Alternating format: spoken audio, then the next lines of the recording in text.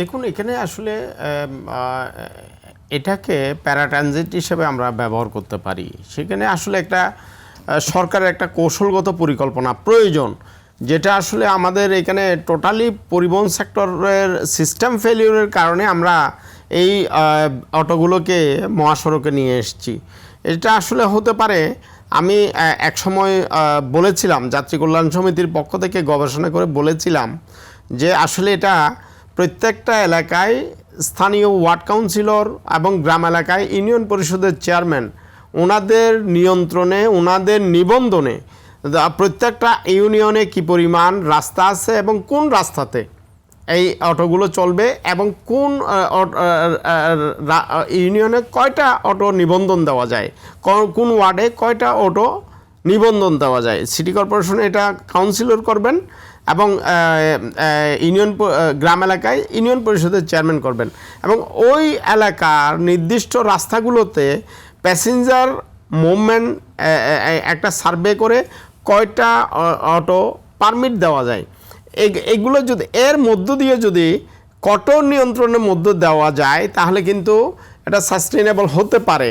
নাহলে কিন্তু এইখান থেকে আপনি উচ্ছেদ করলেন, গ্রাম এলাকায় গিয়ে বা এই যে প্যারাট্রানজিট সড়কগুলোতেও কিন্তু একটা গিঞ্জি তৈরি হবে, আরও বেশি বিশৃঙ্খলা বাড়বে। সুতরাং আমার মনে হয় আমাদের এখানে যেহেতু আমরা পরিবহনকে নিয়ন্ত্রণ করতে পারি না, কারণ পরিবহন আমরা যে সমস্ত নিয়ন্ত্রণ সংস্থা আছে উল্টো তাদেরকে নিয়ন্ত্রণ করে। আমি যদি আপনাকে একটু করে বলি, আমরা যেটা দেখছি 5 তারিখের পরে আমরা যেটা দেখছি, ঢাকা শহরে একটা অটো চলতে দৈনিক কমপক্ষে 1 থেকে 150 টাকা চাঁদা দিতে হয়। গড়ে যদি 100 টাকাও ধরি, এই যে আমাদের প্রায় এই আমরা যেটা 18,55,000 অটোর কথা বললাম, এখান থেকে প্রায় 18,55,00,000 টাকা চাঁদা আসে গড়ে 100 টাকা ধরলে। এবং গ্রাম এলাকায় গড়ে প্রায় 40 থেকে 80 টাকা পর্যন্ত চাঁদা দেয়।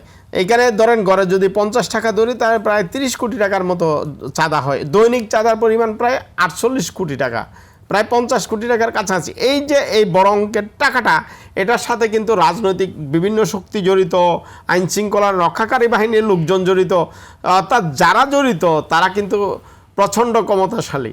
সুতরাং আমরা যখন কোনো সংস্থাকে নিয়ন্ত্রণের দায়িত্ব দেই, তারা সহজে ম্যানেজ হয়ে যায় এবং তাদেরকে নিয়ন্ত্রণ উল্টো করবার চেষ্টা করে।